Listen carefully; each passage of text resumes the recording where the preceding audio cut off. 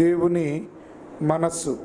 ప్రేమైన దేవుని పిల్లారా, దేవుడు తన మనస్సును తన పిల్లలైనటువంటి మనకు తెలియజేయడానికి అనేక విధాలుగా ఆయన ప్రయత్నం చేస్తూ ఉంటాడు. ఈ ప్రకృతిని మనకిచ్చి మన అవసరతలు, అక్కరలను, ఆహారాలను తీర్చుతూ తన మనసులోని ప్రేమను ఆయన మనకు తెలియజేస్తూ ఉన్నాడు. అంత మాత్రమే కాకుండా మనం తప్పు చేస్తున్నప్పుడు, ఆయనకు వ్యతిరేకంగా మనము బ్రతుకుతున్నప్పుడు ప్రకృతి వైపరీత్యాల ద్వారా, రోగాల ద్వారా, అనేక ఇబ్బందుల ద్వారా దేవుడు తన మనసులోని కోపాన్ని మనకు తెలియజేస్తున్నాడు.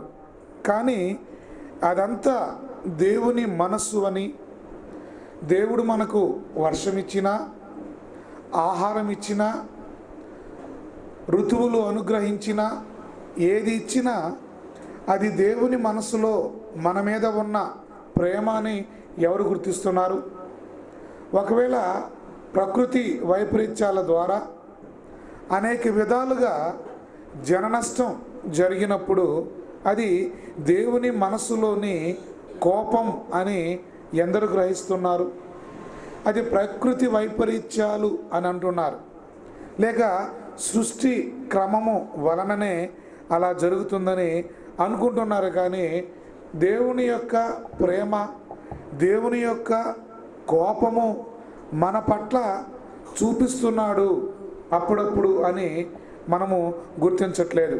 ప్రారంభంలో దేవుని పిల్లలు దేవునికి వ్యతిరేకంగా బ్రతుకుతూ తమ ఇష్టానుసారంగా తినడం, త్రాగడం, పెళ్ళికి ఇవ్వడం, పెళ్ళి చేసుకోవడం, ఇలా దేవునికి వ్యతిరేకంగా బ్రతుకుతున్నటువంటి నోవహు కాలంలో దేవుడు తన యొక్క కోపాన్ని ఎలా చూపించాడు అని ఆలోచిస్తే మనకందరికీ తెలిసింది, జల ప్రళయము రంపించడము ద్వారా దేవుడు తన యొక్క కోపాన్ని ప్రజల పట్ల చూపించాడు. ఆ సందర్భంలో దేవుడు నోవాహుతో ఒక మాట అన్నాడు. నోవాహు, నీవు ఓడను సిద్ధపరచుకో, ఎందుకనగా నేను కొద్ది దినముల తర్వాత జల ప్రళయాన్ని భూమి మీదకు రప్పించబోతున్నాను. ఆ జల ప్రళయంలో నీ కుటుంబము నాశనము కాకుండా ఉండే నిమిత్తం, నీ కుటుంబ రక్షణ నిమిత్తం మాత్రమే కాకుండా భూమి మీద ఉన్న ప్రజలందరి రక్షణ నిమిత్తమై ఒక ఓడను నీవు నిర్మించుకో అని దేవుడే నోవహుకు సెలవిచ్చాడు. ఆ ఓడ యొక్క కొలతలను చక్కగా నోవహు వివరించాడు. ఏ మ్రానుతో ఓడను తయారు చేయాలో, ఎన్ని అరలు ఉండాలో, ఎన్ని కిటికీలు ఉండాలో, ఎన్ని తలుపులు ఉండాలో అంత పక్కగా దేవుని యొక్క మనసులో ఉన్నటువంటి కొలతలను, ఒక ప్రణాళికను, ఒక ప్లాన్ను దేవుడు నోవహుకు తెలియజేస్తున్నాడు. ప్రేమైన వాళ్ళరా, ఇక్కడ ఒక సందేహం నాకైతే వచ్చింది.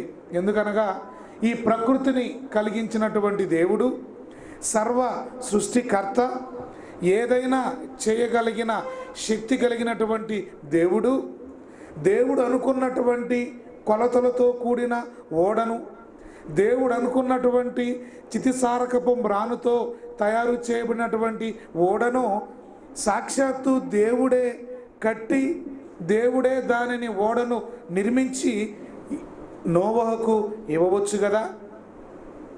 ఒకవేళ దేవుడు ఆ పని చేయలేడా అంటే ఖచ్చితంగా చేయగలడు.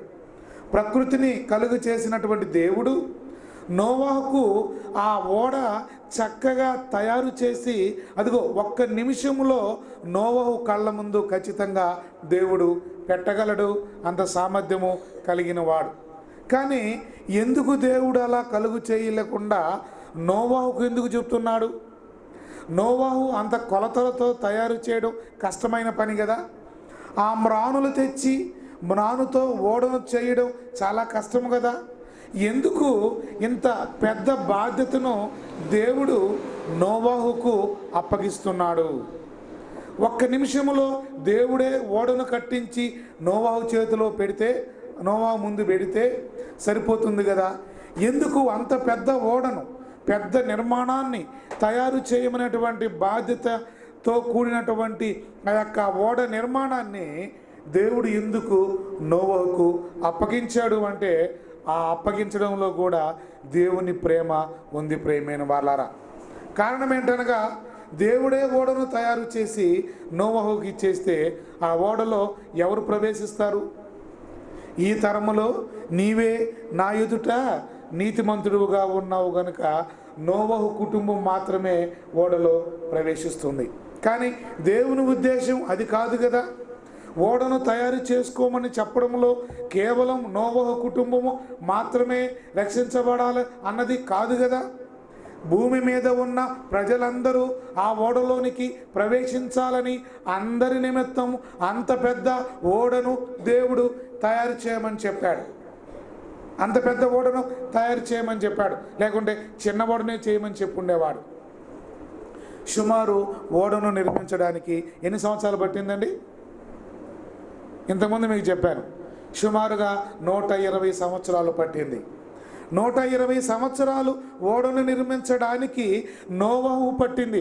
దేవుడికైతే 12 నిమిషాలు సరిపోయి ఉండేది, 12 సెకండ్లు కూడా సరిపోయి ఉండేది.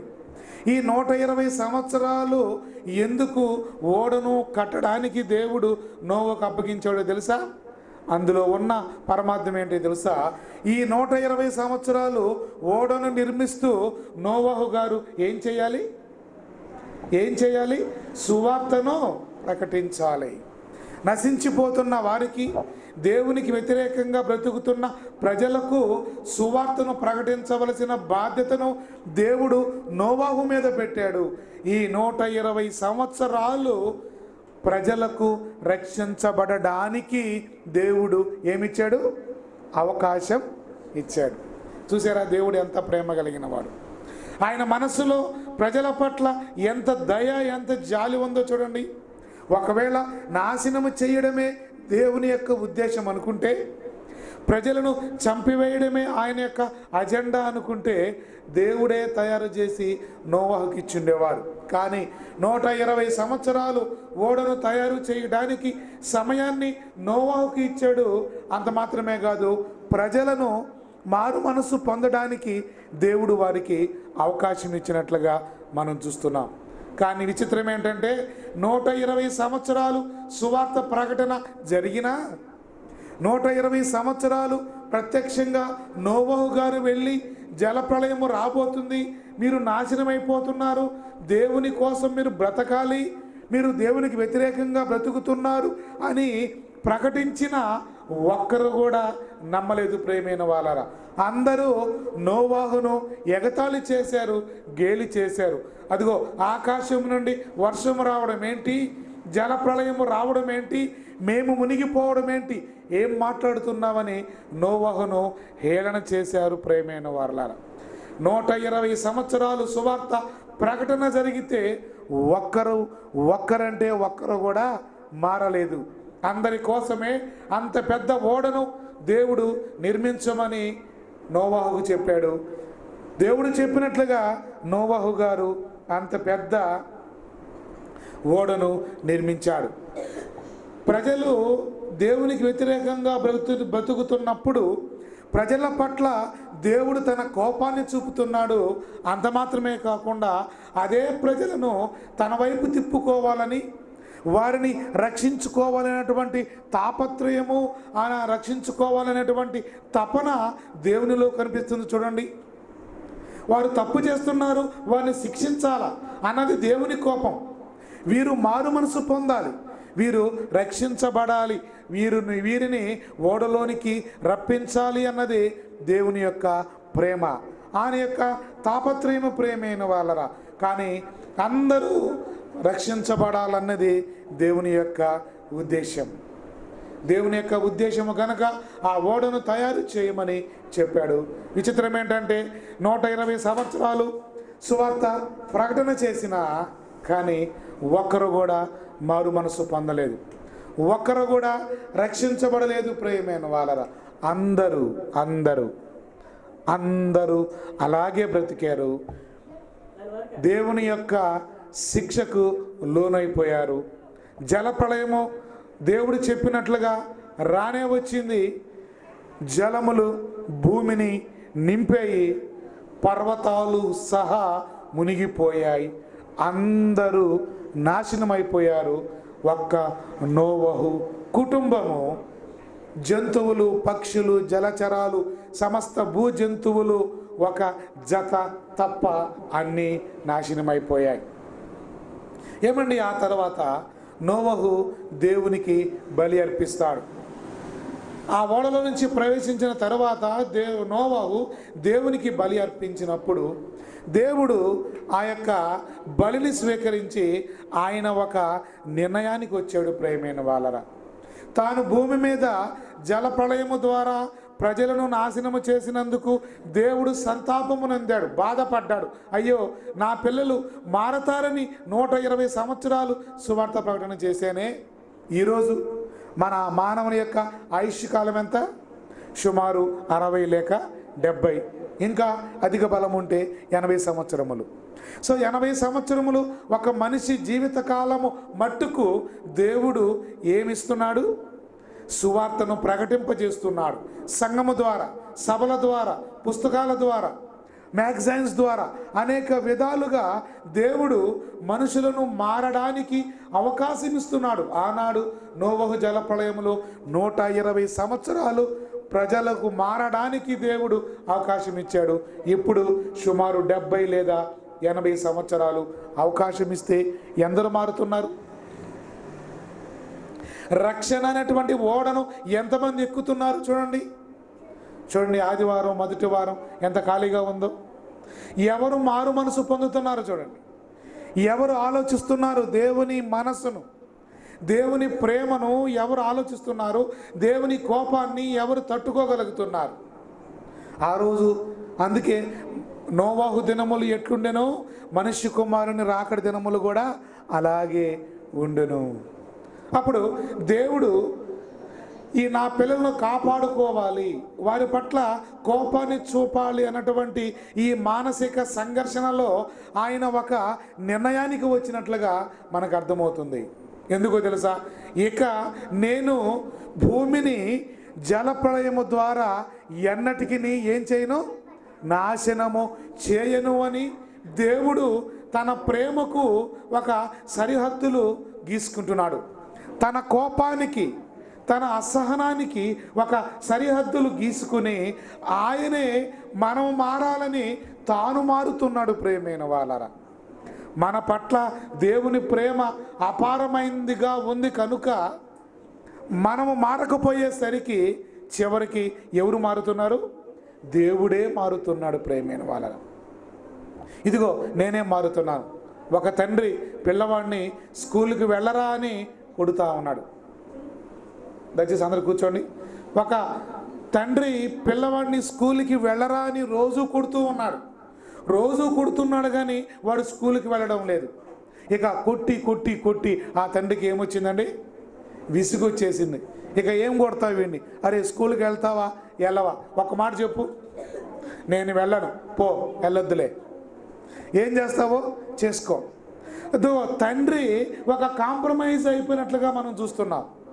తన కుమారుడు మారకపోయేసరికి, తన కుమారుని యొక్క ప్రవర్తనలో తేడా రాకపోయేసరికి తండ్రే కుమారుని కోసం మారినట్లుగా మనం చూస్తున్నాం. అలాగే మన పరలోకపు తండ్రి కూడా మనుషులు మారకపోయేసరికి ఇక నేను భూమిని జలప్రళయము ద్వారా నాశనము చేయను, నేను ఒక అడ్జస్ట్మెంట్కి వచ్చేస్తున్నాను, నేను ఒక కంక్లూషన్కి వస్తున్నాను, నేను ఒక ఇదిగో తగ్గిపోతున్నా మీకోసం, నా మనసును నేను మార్చుకుంటున్నా. ఇదిగో ఇక మిమ్మల్ని నాశనము చేయను, ఇక మీ మీద నా కోపాన్ని చూపను అని దేవుడే అడ్జస్ట్ అయిపోయి మన కోసం ఆయన మారుతున్నాడు. ప్రేమైన వారరా, చరిత్రలో ఎక్కడ చూసినా దేవుడే మన కోసం మారినట్టుగా ఉంది కానీ దేవుని కోసం మనుషులు మారినట్లుగా ఎక్కడా కనిపించదు.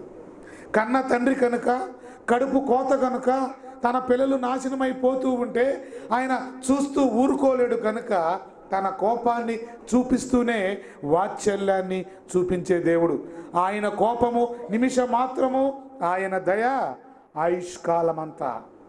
దేవుని కోపము నిమిషం మాత్రం అండి, ఆయన దయ ఆయుష్కాలమంతా.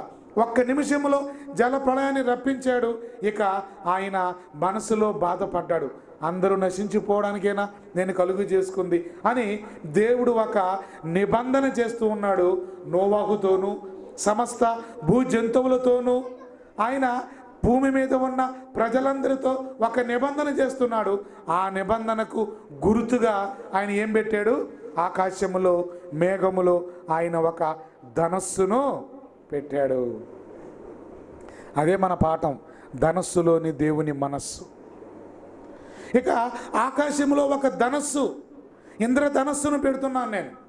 దాన్ని విబ్జియార్ అంటారు, రెయిన్బో. దీన్ని పెడుతున్నాను నేను. ఆ రెయిన్బో మీరు చూసినప్పుడల్లా మీకేం గుర్తు రావాలో తెలుసా? నేను మీతో చేసినటువంటి నిబంధన జ్ఞాపకం రావాలి. ఏంటి ఆ నిబంధన? ఇక నేను మనుషులను జలప్రళయముతో ఎన్నటికి నాశనము చేయను. ఇదండి దేవుడు ఆనాడు నోవహుతోనూ సమస్త భూజంతువుల పక్షులతోనూ భూమి మీద ఉన్న ప్రజలందరితోనూ దేవుడు చేసిన నిబంధన.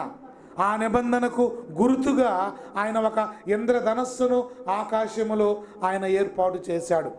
ఆ రోజు దేవుడు ఏర్పాటు చేసిన ధనస్సు, ఇంద్రధనస్సు నేటికి కూడా అప్పుడప్పుడు మనము చూస్తూ ఉన్నాం. వర్షం వచ్చి మళ్ళా ఎండ వచ్చిన సందర్భంలో అది ఆకాశములో ఆ చివరి నుంచి ఈ చివరి వరకు ఒక 7 రంగులతో కూడినటువంటి ఒక అందమైన, ఏ పెయింటర్ ఏ డిజైనర్ వేయలేనటువంటి అందమైనటువంటి ఒక విబ్జియార్, ఒక ఇంద్రధనస్సు రెయిన్బో దేవుడు ఆకాశములో పెట్టాడు. అది ఎవరి కోసమో తెలుసా? ఆ ఇంద్రధనస్సు ఏమి జ్ఞాపకం చేస్తుందో తెలుసా? దేవునికి మనకు ఉన్న నిబంధనకు గుర్తుగా అది ఆయన జ్ఞాపకం చేస్తూ ఉన్నాడు. ఆదికాండము 9వ అధ్యాయము 13 నుంచి చదువుదాం. ఆదికాండము 9వ అధ్యాయము 13 నుంచి కొన్ని మాటలు చదువుదాం ప్రేమైన వాళ్ళ.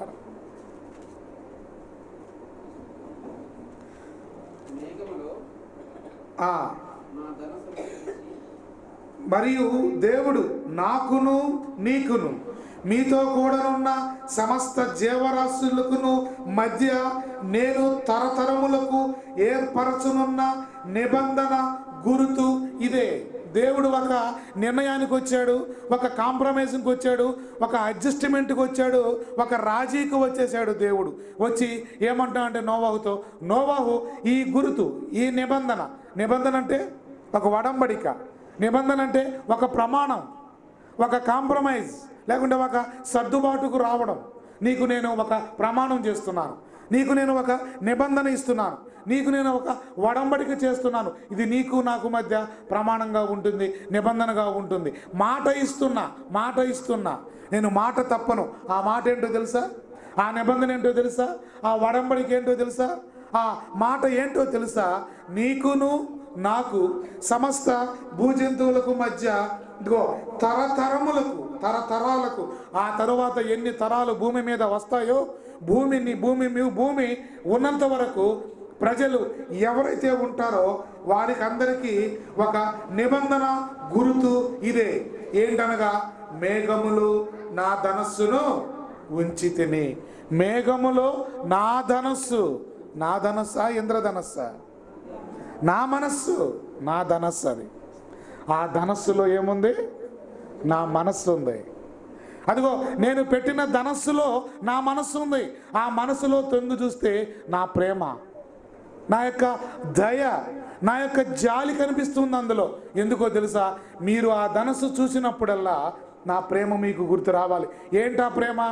దేవుడు ఇక జలప్రళయము ద్వారా మనుషులను ఆయన నాశనము చేయను అని నోవాహుతో చేసిన ప్రమాణము ఎప్పటికీ దేవుడు కట్టుబడి ఉన్నాడు. ఆ ధనస్సు చూసినప్పుడల్లా మనకు అర్థం కావాల్సింది దేవుని యొక్క మనస్సు ప్రేమైన వాళ్ళరా. అది నాకును భూమికి మధ్య నిబంధనకు గుర్తుగా ఉండును. భూమిపైకి నేను మేఘమును రప్పించినప్పుడు ఆ ధనస్సు మేఘములో కనబడును. అప్పుడు నాకును మీకును సమస్త జీవరాశులకును మధ్యనున్న నా నిబంధనను జ్ఞాపకము చేసుకుందును గనుక సమస్త శరీరులను నాశనము చేయుటకు అలాగు ప్రవాహముగా నీళ్లు రావు. ఆ ధనస్సు మేఘములో ఉండును. నేను దాన్ని చూచి దేవునికిని భూమి మీదనున్న సమస్త శరీరులలో ప్రాణము గల ప్రతి దానికిని మధ్యనున్న నిత్య నిబంధనను జ్ఞాపకము చేసుకుందును. మరియు దేవుడు నాకును భూమి మీదనున్న సమస్త శరీరులకును మధ్య నేను స్థిరపరిచిన నిబంధనకు గుర్తు ఇదే అని నోవాహుతో దేవుడు చెప్పాడు. ఒక నిత్య నిబంధన దేవుడు చేస్తున్నాడు, ఒక మాట ఇస్తున్నాడు, ఒక ప్రమాణము చేస్తున్నాడు నోవాహుతో దేవుడు. ఏంటో తెలుసా? నేను ఇక ఎన్నటికి నీ భూమి మీదకు నీళ్లు రప్పించను, మనుషులను చంపడానికి జల ప్రళయాన్ని నేను రప్పించను. దానికి గుర్తుగా నిబంధన ఇస్తున్నా, అదే ఆకాశములో ధనస్సు. ఒకవేళ నోవాహు అడిగాడా, నువ్వు రప్పించనని చెప్పావు, ఒకవేళ రప్పిస్తే ఏం చేయాల నేను అని అడగడా నోవాహు? ఏమండి, రప్పించినా రప్పించకపోయినా దేవుణ్ణి ఎవడండి అడిగేవాడు? ఏమయ్యా రప్పించనని చెప్పావు, మళ్ళా ఎందుకు రప్పించావని అడిగేవాడు ఎవడన్నా ఉంటాడా? వర్షం వస్తే చచ్చేవాడు ఉంటాడు కానీ దేవుణ్ణి అడిగేవాడు ఉండడు. ఆయన మీద అధికారి ఎవడూ లేడు, ఆయనే అధికారి. ఆయనను అడిగేవారు ఎవరూ లేరు. మాట తప్పితే ఆయన్ను ఎదిరించేవారు, ఏలు పెట్టి చూపించేవారు ఎవరూ లేరు. అయినా ఇచ్చిన మాటను తప్పకుండా నోవహు జలప్రళయము నుంచి నేటి వరకు అప్పుడప్పుడు ఆకాశంలో ధనస్సును మనం చూస్తున్నామంటే అర్థమేంటో తెలుసా? దేవుడు నిబంధన చేశాడు. ఇంద్రధనస్సు చూడంగానే మనకి ఏమనిపిస్తుంది? ఇంద్రధనస్సు భలే ఉందే, 7 రంగులు, విబ్జియా, violet, indigo, blue, green, orange, red, 7 colours VIBGYOR అంటారు కదా. 7 రంగులు ఇంద్రధనస్సును చూసి ఫోటోలు తీసుకుని ఆహా ఏమి అందము, ఏమి ఆకాశము అని సంతోషిస్తున్నావే, అది నువ్వు ఆనందించడానికి దేవుడు పెట్టిన ధనస్సు కాదయ్యా. అది నువ్వు చూసి సంతోషించడానికి, లేక రెయిన్బో అని ఒక హాస్పిటల్ పెట్టుకోవడానికి కాదయ్యా. విబ్జియార్ అని ఒక స్కూల్ పెట్టుకోవడానికి కాదయ్యా. పుస్తకాలలో బొమ్మలు గీసుకోవడానికి కాదయ్యా. అదిగో వర్షం వచ్చినప్పుడు, అది ఆ మేఘం వచ్చినప్పుడు, అదిగో సూర్యకిరణాలు ఆ మేఘం మీద పడినప్పుడు ఆ రంగులు వస్తున్నాయని నేడు శాస్త్రవేత్తలు చెబుతున్నారే తప్ప ఆ ధనస్సులో ఉన్నటువంటి దేవుని మనస్సు ఎవరికి అర్థం కాలేదు. అప్పుడప్పుడు చాలాసార్లు ఇంద్రధనస్సు కనిపించినప్పుడు నేను అనుకుంటున్నాను, అయ్యా నువ్వు చేసిన నిబంధన కదయ్యా ఇది, ఆనాడు నోవహుతో నువ్వు ఇచ్చిన నిబంధనకు గుర్తే కదయ్యా ఈ ఇంద్రధనస్సు. ఇది చూసినప్పుడల్లా ప్రతి ఒక్కరికి ఏమి గుర్తు రావాలో తెలుసా? దేవుని మనస్సు, అందులో ఉన్న ప్రేమ. అమ్మయ్య, ఇంద్రధనస్సు వచ్చిందంటే ఏమి రాదన్నమాట, జల ప్రళయము రాదు. ఇది గుర్తుకు రావాలి ప్రియమైన వాళ్ళారా. ఇంద్రధనస్సు ఆకాశంలో కనిపించిందంటే అమ్మయ్య దేవుడు ప్రేమమయుడు, కరుణామయుడు. ఆయన ఇక భూమిని జలప్రళయము ద్వారా నేను నాశనము చేయనని చెప్పిన మాట మనకు గుర్తు రావాలి. ఎంతమందికి గుర్తొస్తుంది? ఎంతమందికి గుర్తొస్తుంది?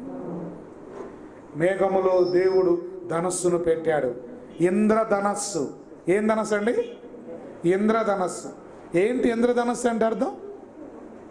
ఇంద్రధనస్సు అంటే ఏంది అర్థం? ఇంద్రుని యొక్క ధనస్సు అనే, బాణం అనే కాదు. ఇంద్ర అంటే అర్థం ఏంటి తెలుసా? ఇంద్ర అంటే అర్థం ఏంటి? అందరూ కూర్చోవాలి. ఇంద్ర అంటే ఏంది? సినిమానా? అంటే బస్సా? ఇంద్ర బస్సు ఒకటి ఉంది చెన్నై టు హైదరాబాద్. ఇంద్ర అంటే కలర్స్, రంగుల వలయము.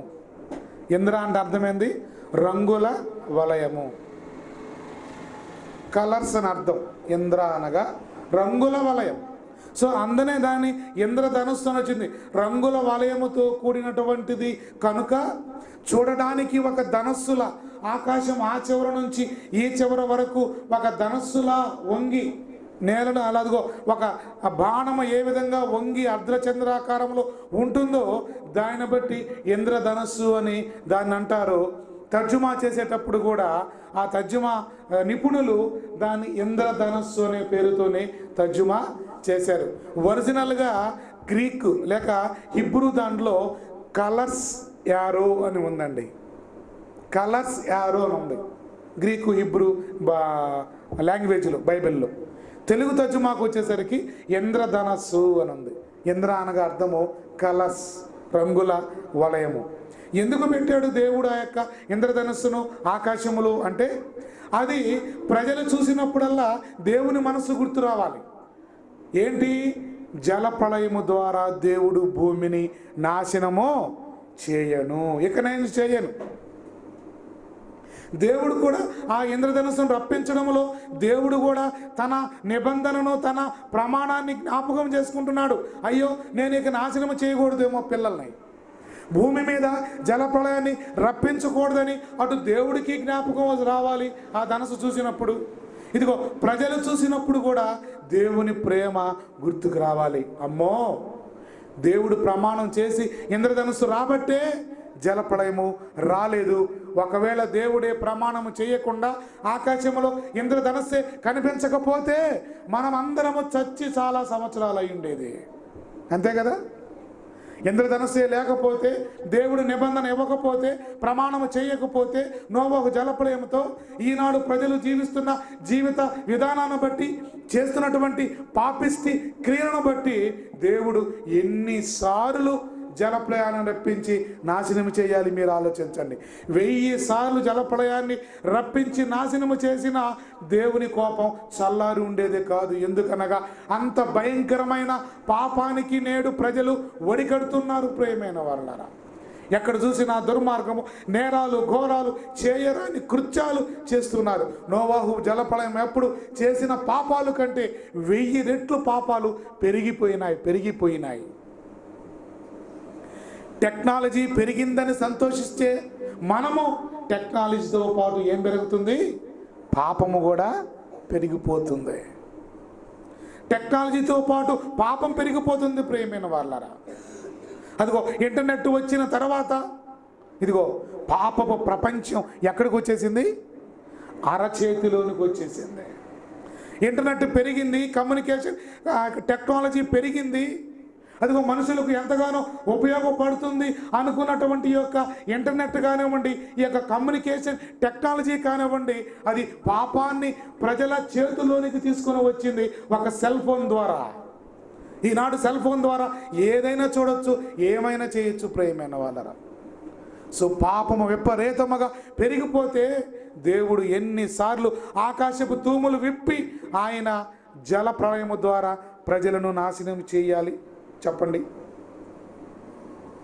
అందుకే దేవుడు తన కోపాన్ని కంట్రోల్ చేసుకుని, నేను మరలా నా పిల్లలు నాశనము చేస్తానేమోనని ఆ యొక్క ప్రమాణానికి గుర్తుగా, నిబంధనకు గుర్తుగా ఆకాశములో అటు దేవునికి, ఇటు ప్రజలకు, భూమి మీద ఉన్న ప్రజలకు మధ్యలో అటు దేవునికి కనిపించే విధముగా, ఇటు భూమి మీద ఉన్న మనుషులకు కనిపించే విధముగా ఒక నిబంధనకు గుర్తుగా ఇంద్రధనస్సును దేవుడు భూమి మీద ఆకాశములో పెట్టాడు. ఆ ఇంద్రధనస్సు చూసినప్పుడు ఎంతమందికి దేవుని మనసు అర్థమైంది చెప్పండి? మీరు ఎన్నోసార్లు చూస్తుంటారు ఆకాశంలో రెయిన్బోని. కనిపించినప్పుడు ఎప్పుడైనా నోవాహుతో దేవుడు చేసిన ప్రమాణానికి, నిబంధనకు గుర్తే ఈ ఆకాశంలో ధనస్సు ఉంది. ఈ ధనస్సే ఆకాశంలో లేకపోతే జలప్రళయము ద్వారా ఎప్పుడో నేను నాశనం అయిపోయి ఉండేవాడిని అని ఎంతమంది దాన్ని చూసి భయపడి దేవుని పట్ల ప్రేమ కలిగి జీవిస్తున్నారు? ధనస్సు వచ్చింది చూసి ఆనందించడమే, ఫోటోలు తీసుకొని చూడటమే తప్ప ఆ ధనస్సు వెనకలో ఉన్న దేవుడు ఆ ధనస్సును ఆకాశంలో ఎందుకు పెట్టాడో, దేనిని సూచిస్తూ ఉందో, దేవుని యొక్క నిబంధన ఏంటో, ఆ ధనస్సులో మనసు ఏంటో, అందులో ఉన్న ప్రేమ ఏంటో ఎవరికి అర్థమవుతుంది? ఇక మీదట ఎప్పుడు మీరు ఆకాశంలో ఇంద్రధనస్సు చూసినా ఏం గుర్తు రావాలి తెలుసా? ఎంత అందంగా ఉందన్నావా? పోతావు. దేవుని మనస్సు గుర్తు రావాలి నీకు. అయ్యో, దేవుడు ఆనాడు దేవునికి సమస్త భూమి మీద ఉన్న ప్రజలకు అందరికీ తరతరములు అన్నాడు కదా. నోవహుతో మాత్రము చేసిన నిబంధన కాదు ప్రేమైన వాళ్ళరా, తరతరములకు నిబంధనకు గుర్తుగా ఒక ధనస్సును ఆయన మేఘములో ఉంచాడు. మనకైతే ధనస్సు అప్పుడప్పుడు కనిపిస్తుంది, అప్పుడప్పుడు చూసిన దానిని బట్టి దేవుని మనస్సును అర్థం చేసుకోవాలి. కానీ వాగ్దానము చేసిన వాడు, నిబంధనను ఇచ్చిన వాడు ఒకవేళ తాను ఇచ్చిన నిబంధన మరిచిపోతానేమోనని ఆయన మరిచిపోకుండా ఉండే నిమిత్తం ఆయన ధనస్సును ఎక్కడ పెట్టుకున్నాడో మీరు చూడగలిగితే యెషయా గ్రంథము 54వ అధ్యాయము 9వ వచనాన్ని చూడండి. మరలా తన యొక్క నిబంధనను జ్ఞాపకం చేస్తున్నాడు యెషయా గారు. యెషయా గ్రంథము 54వ అధ్యాయము 9-10 వచనాలు. ప్రేమైన వాళ్ళు, నోవహు కాలమున జలప్రళయమును గూర్చి నేను చేసినట్లు చేయుదును, జలములు భూమి మీదకు ఇకరను పొల్లి రావని. ఇక రావు. నోవహు జలప్రళయము లాంటిది ఇక రాదు. అదేంటండి, ఆ మధ్య వచ్చింది కదా 2006లోనో ఎప్పుడో, ఏంటది? సునామీ. ఆ సునామీనే జలప్రళయం అనుకుంటున్నారా? ఆ సునామీని జలప్రళయం అనుకుంటున్నారా? అలాంటి సునామీలు 100 వస్తే 100-1000 వస్తే కానీ నోవహు జలప్రళయంతో సమానము కాదు. అది జలప్రళయము కాదు ప్రియమైన వాళ్ళ. శాంపిల్గా దేవుడు నీళ్ళను అలా చేత్తో తీసుకుని అలా భూమి మీద పోసినట్టుగా, అలా చేత్తో అలా తీసుకుని భూమి మీద పోస్తే సునామీ. దేవుని కోపానికి అది సరి సమానము కాదు.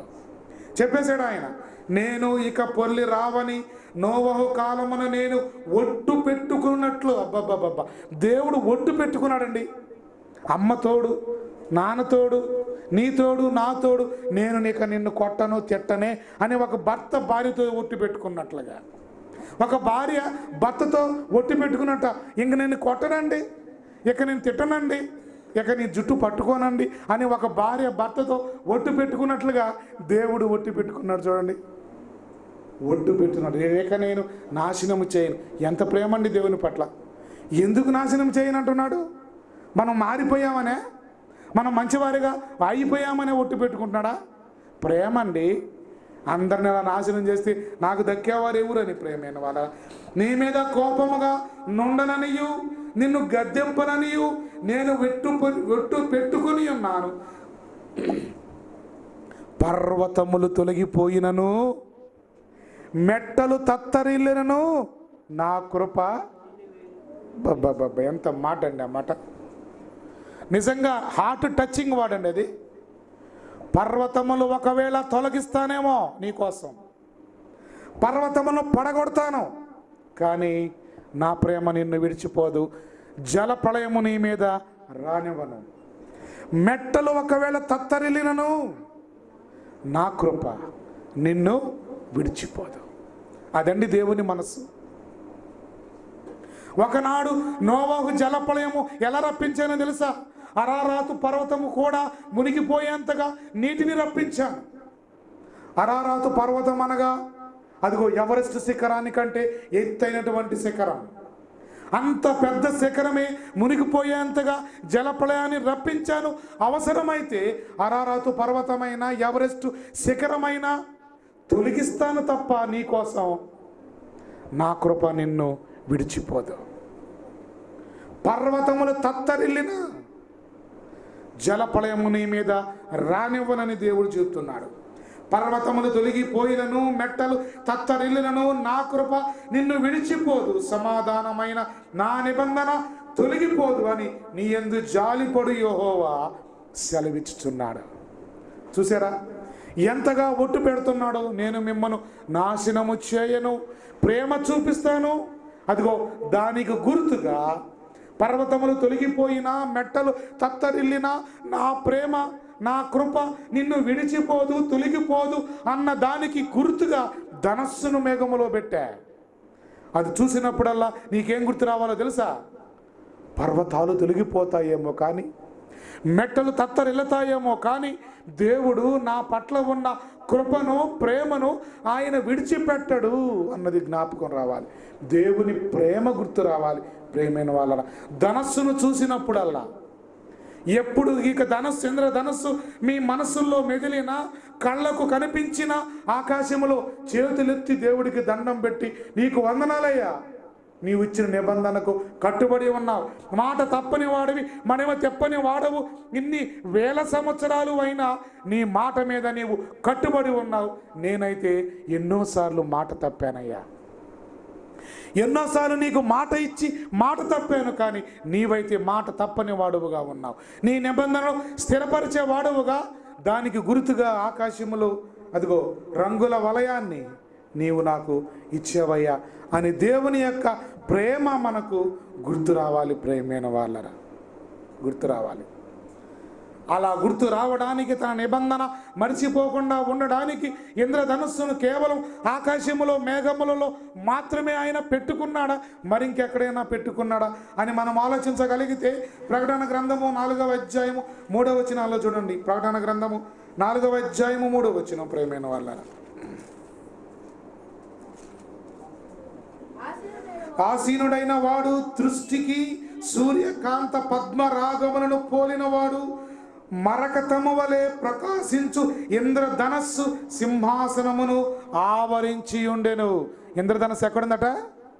ఆకాశములో మాత్రమే కాదు, అత్యున్నత సింహాసనం మీద పరలోకములో దేవుడు ఆసీనుడై ఉండగా, ఆయన సింహాసనము మీద మరకతము వలె ఉన్న ఇంద్రధనస్సు ఆయన సింహాసనమును ఆవరించి ఉండెను. ఎందుకు సింహాసనం మీద ఉంది? ఎందుకండి సింహాసనం మీద ఉంది? దేవుడు కూర్చునే సింహాసనం అది. నిరంతరం ఆయన కూర్చుండే సింహాసనం మీద, ఆ సింహాసనము వెనకాలే ఒక ఇంద్రధనస్సును ఆయన ఏర్పాటు చేసుకున్నాడు. ఏంటి ఆ ఇంద్రధనస్సు? అది దేవుని నిబంధన, అది దేవుని యొక్క ఒడంబడిక. తన పిల్లలతో దేవుడు చేసిన నిబంధనకు గుర్తుగా ఆకాశములో మాత్రమే కాకుండా, తాను నిత్యము కూర్చున్నటువంటి సింహాసనము వెనుక భాగములో ఇంద్రధనస్సును ఏర్పాటు చేసుకొని, ఆయన చేసిన ప్రమాణాన్ని, నిబంధనను ఎల్లప్పుడూ జ్ఞాపకము చేసుకొని, తన కోపాన్ని ఆపుకొని ప్రజల పట్ల తన ప్రేమను చూపుతున్నాడు. ఎంత దయగల దేవుడండి ఆయన! ఎంత ప్రేమ కలిగిన దేవుడండి ఆయన! ఒకవేళ మర్చిపోతానేమోనని తన సింహాసనము వెనకాల ఇంద్రధనస్సును ఏర్పాటు చేసుకొని నిత్యము దాన్ని చూస్తూ, నిబంధనను జ్ఞాపకము చేసుకుంటూ ఆయన ప్రేమ మన మీద వెల్లడిపరుస్తున్నాడు. ఇంకా చూస్తారా? ఇంకెక్కడ ఉందో? అదే ప్రకటన గ్రంథము 10వ అధ్యాయము 1వ వచనాన్ని చూడండి. అదే ప్రకటన గ్రంథము 10వ అధ్యాయము 1వ వచనం. బలిష్టమైన వేరొక దూత పరలోకము నుండి దిగి వచ్చుట చూచితిని. ఆయన మేఘము ధరించుకుని ఉండెను, ఆయన శిరస్సు మీద ఇంద్రధనస్సు ఉండెను. అమ్మా ఏనండి అమ్మా, పద్మమ్మ గారు, ఎక్కడుందంటే ఇంద్రధనస్సు? ఇంద్రధనస్సు ఎక్కడుందండి? మేఘములో ఉంది. భూమి మీద మేఘములో ఇంద్రధనస్సును పెట్టి మనకు కంటికి కనిపించే విధముగా, తన ప్రేమను చూసి అర్థము చేసుకునే విధంగా మనకు పెట్టాడు. అంతకంటే ముఖ్యంగా దేవుడు గుర్తు పెట్టుకోవడానికి, ఆయన నిబంధనను మర్చిపోకుండా ఉండడానికి, ఆయన నిత్యము కూర్చుంటున్న సింహాసనము వెనుకాల ఒక ఇంద్రధనస్సును ఏర్పాటు చేసుకున్నాడు. అంత మాత్రమే కాదు, ఆయన ముందు నిత్యము ఉండి దేవుడిని నిత్యము పరిశుద్ధుడు పరిశుద్ధుడు పరిశుద్ధుడని పొగడబడుచున్న దేవదూతల తల మీద మేఘం ఉందట. ఆ మేఘములో ఏముందట? ఇంద్రధనస్సు. ఎదురుగ్గా దేవదూతల తల మీద మేఘములో ఇంద్రధనస్సు ఉంది. ఆయన వెనుక చూసిన ఇంద్రధనస్సే, ముందు చూసిన ధనస్సు. ఆయన మనస్సు అండి, ఆయన మనస్సు. నేను నా పిల్లలకు చేసినటువంటి నిబంధన చెప్పాడు కదా, పర్వతములు తొలగిపోయినను, మెట్టలు తత్తరిల్లినను నేను చేసిన నిబంధన తొలగిపోదు అని చెప్పాడు. అందుకే నిత్యము జ్ఞాపకము చేసుకోవడానికి ఆయన ఇంద్రధనస్సును తన కూర్చునే సింహాసనం మీద పెట్టుకున్నాడు. ఆ తర్వాత తనను ఆరాధించే దేవదూతల తల మీద పెట్టుకొని వాటి వైపు చూస్తూ ఉన్నాడు. చూసి, నిన్ను నన్ను నిరంతరము జ్ఞాపకము చేసుకోబట్టే ఈరోజు నీవు నేను బట్ట కట్టి బ్రతుకుగలుగుతున్నాం. లేకపోతే 1000 సార్లు నోవాహు జలప్రళయము వచ్చినట్లుగా భూమి మీద దేవుని కోపము వచ్చి ఎప్పుడో మనము నాశనం అయిపోవలసినటువంటి వారము. దేవుడు తన నిబంధనను మర్చిపోయేవాడు కాదు, మాట ఇచ్చి మర్చిపోయేవాడు కాదు ఆయన. మనమైతే దేవునికి ఎన్నోసార్లు మాట ఇచ్చాం, నీ గుడికి ఖచ్చితంగా వస్తానయ్యా, బాప్తిసం తీసుకుంటానయ్యా, దేవునికి నీకు ఇంత ఇస్తానయ్యా, అది చేస్తానయ్యా, ఇక నా జీవితం నీకేనయ్యా సమర్పిస్తున్నానని ఎన్నిసార్లు దేవుని దగ్గర ప్రమాణం చేశాం. మనకు కలిగిన బాధల్లో, మనకు కలిగిన ఇబ్బందుల్లో, ఒక నొప్పి కలగగానే, బాధ కలగగానే, రోగము రాగానే దేవుని సన్నిధిలో మోకరించి, నన్ను ఈ బాధ నుంచి విడిపించు, ఈ రోగము నుంచి నన్ను తప్పించు, అప్పుల బాధ నుంచి నన్ను విడిపించు, నీకోసం బ్రతుకుతా, నీకోసం జీవిస్తా, మందిరానికి వస్తా, బాప్టిజం తీసుకుంటా, నా జీవితం నీకు సమర్పిస్తానని ఎన్నిసార్లు పొంకావు, ఎన్నిసార్లు ప్రమాణం చేశావు దేవుని సన్నిధిలో. అవసరం తీరిపోయిన తర్వాత ఏమైపోయావు? నిబంధనకు మాటకు కట్టుబడి ఉన్నావా? ఏరు దాటే తెడ్డు తగలేసినట్టుగా ఈనాడు మనుషులు దేవుని సన్నిధిలో ఎన్నో ప్రమాణాలు చేసి, ఎన్నో మాట ఇచ్చి మరిచిపోయేవారుగా ఉన్నారు. ఆయన మాట తప్పుటకు నరుడు కాడు, దేవుడు ప్రేమైన వాళ్ళ. దేవుని యొక్క నిబంధన మనుషులతో, నోవహుతోనూ, సమస్త భూజంతువులతోనూ దేవుడు చేసిన నిబంధన. ఇది 1వ నిబంధన. ఇక 2వ నిబంధన ఏంటో చూస్తారా? 2వ నిబంధన చూడండి. మన రక్షకుడైనటువంటి యేసు ప్రభువుల వారు ఆయన కూడా ఒక నిబంధన చేసినట్లుగా మనం చూడగలం. మత్తయి సువార్త 26వ అధ్యాయము 27వ వచనం. మత్తయి సువార్త 26, 27 చదవండి.